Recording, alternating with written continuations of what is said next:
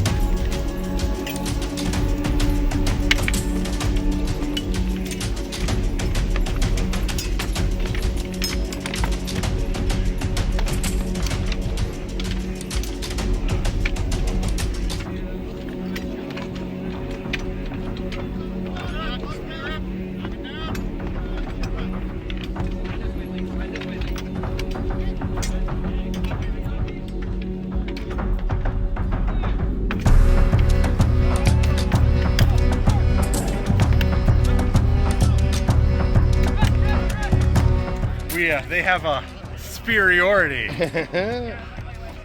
We're getting our butts kicked out there, but it's good. It's fine.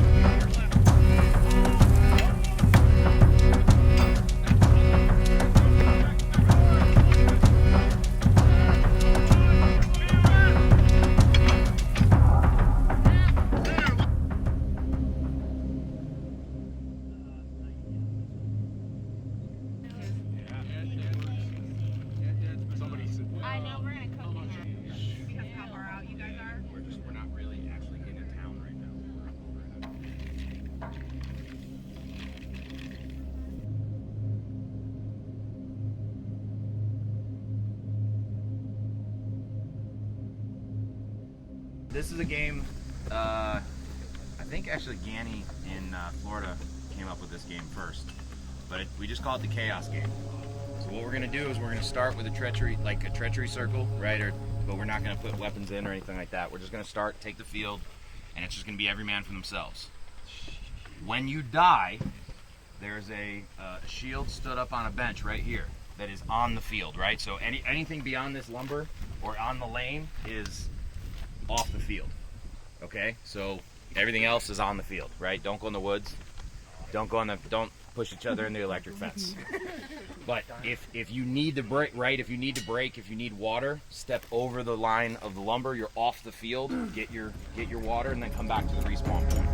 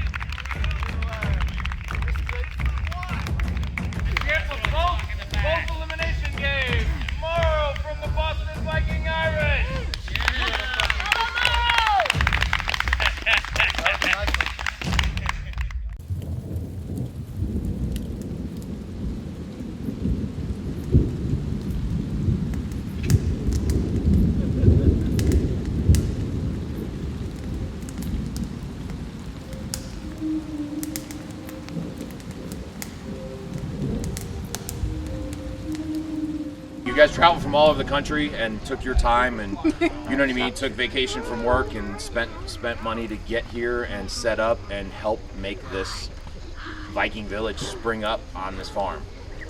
And I can't express how much that means to me, to us, to Lake Erie Lag. This is something special, guys, and this is the first one, but this is not going to be the last one. I want this to be an annual event. I'd like to just continue growing this and attract international visitors, and y'all are here on the ground floor, and I like I said, man, I just cannot thank you guys enough, but I'm very, very thankful, and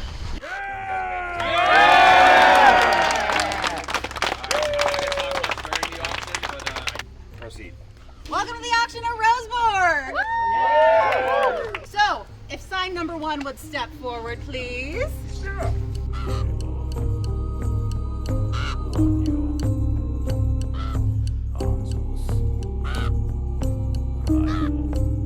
$75, you like that? $75. Sold. Man with the beautiful braid.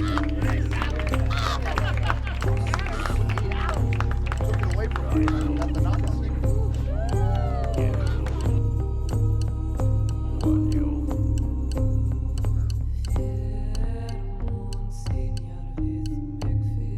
You just have to give him a couple extra hours.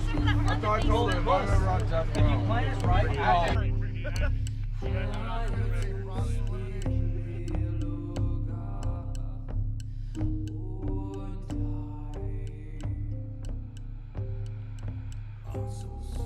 Sober man of plenty, hey, and drunk as barely 20s. There are men of over 90s that have never yet kissed a girl. But give me a rambling rover, hey, from Orkney down to Dover. We will roam the country over, and together we'll face the world. We're the Youngsburg Lag of Boston. We're Vikings, we're Irish, we're awesome. Our spirit has grown and blossomed as we never shall be forlorn. We trade for blizzards dark and icy.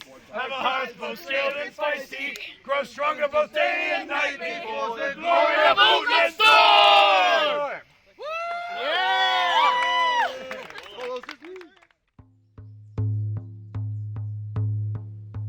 I'm Lee Phillips. I came here to participate in the Farm Wars event. I felt like I really got my ass kicked. I'm just beginning at this, so I felt like I'm obviously on Sword and Shield, so I'm kind of the sandbag, as they put it. I was more upset knowing that I was done for the day because I wanted to continue fighting, because I came here to fight and I absolutely love it. I knew once I had taken the injury that they would just have me sit out because honestly right now from the Band-Aid I can't really see out of my peripheral vision too far, and honestly I'd rather stay out than knowing that I could also hurt someone in this matter. So that's why we're here. People travel from all over. You know, I just picked up some dudes from Texas, you know, on my way here at the airport. So if you want to do something, just do it, you know, figure it out. Like I literally just went online like, sword fight where? You know, I'm like, oh, right around the corner at this place. Okay, and then I started from there. Now I'm doing multiple types of sword fighting with a lot of different people, a lot of different groups. And it's like the best thing I've ever done in my life, so. I've had a lot of friends that have crossed over from some of the other sword fighting sports that I do that have told me about the Viking stuff, and I obviously love Vikings, so I'm like, all right, I gotta check this out. I flew in from Charlotte, North Carolina. I've studied sword fighting for probably since 2003 in various different sports. I've traveled to a lot of countries. I have a sword fighting nonprofit called the Wandering Sword Project. I love this kind of stuff, so yeah, this is a no-brainer. I knew I was gonna like it before I came here. The intimate setting kind of adds to it. You know, everybody's friendly, like no one has any problem saying like, oh hey, I don't know you, what's your name? You know, and you get to make a lot of new friends that way. The sword fighting is great, the drinks are great, camaraderie is great, everyone's having a good time, man. If you think that you might like this, you're gonna like it. It's the thing you need to do.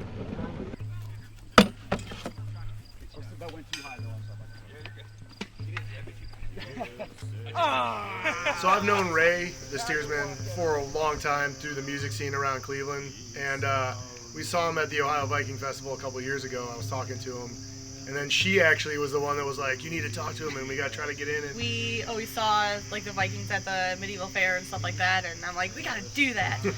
And so it was really cool that we actually got to experience it.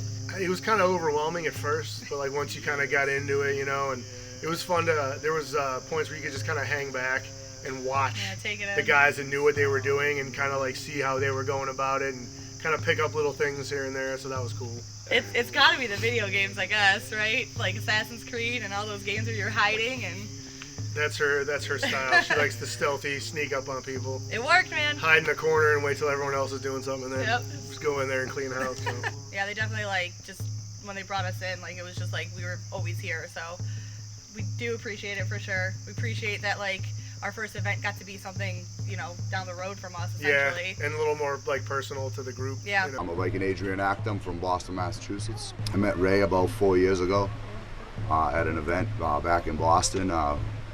And this whole reenactment thing just kind of becomes like this giant brotherhood of friendship. You meet people, you fight with people with live steel, and you just create these bonds and memories. And we go and travel all over the world. People have been to like Poland, I've been to Iceland, Germany.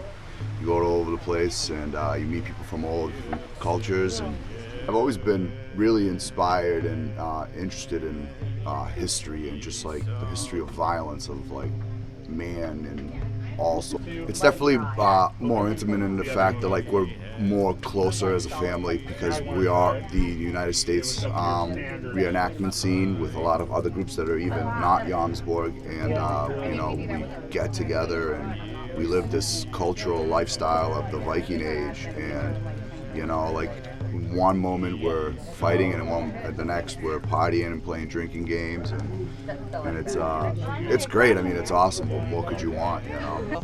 Me and Ray are really focusing on like rising tide raises all ships. Like we want to really focus on including the other groups because there's so many near Cleveland. We want to include all the groups, and everyone's been so helpful. You know, try to just keep growing that growing attendance and growing the Viking scene and building those relationships with other groups that working together and making more fun and more excitement for all the Vikings.